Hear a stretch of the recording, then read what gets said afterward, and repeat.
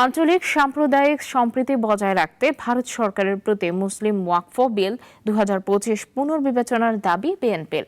সম্প্রতি ভারতের সংসদে পাশ হওয়া মুসলিম ওয়াকফ আইন বিস্তারিত জানাতে গুলশানে আয়োজিত সংবাদ সম্মেলনে দলটির নেতারা এই দাবি জানান। বিএনপির স্থায়ী কমিটির অন্যতম সদস্য সালাউদ্দিন আহমেদ সংবাদ সম্মেলনে অভিযোগ করে বলেন, ভারতের সংসদে মুসলিম ওয়াকফ আইন পাশ করে সংখ্যালঘু মুসলমানদের অধিকারকে ক্ষুণ্ণ করা হয়েছে। নতুন আইনে পরিচালনা বোর্ডে অমুসলিম সদস্যদের অন্তর্ভুক্তির বিষয়টি বিতর্কের সৃষ্টি করেছে, যার ফলে মুসলিম নাগরিকদের সাংবিধানিক অধিকার ক্ষুণ্ণ হতে পারে। বৃহৎ গণতান্ত্রিক রাষ্ট্রে সকল ধর্মাবলম্বী নাগরিকদের ধর্মীয় অধিকার রক্ষায় রাষ্ট্রের অভিভাবকত্বের ভূমিকাকে সমুন্নত রেখে উক্ত আইনটি ভারত সরকার পুনর্বিবেচনা করবে, আমরা এই আশাবাদ ব্যক্ত করছি।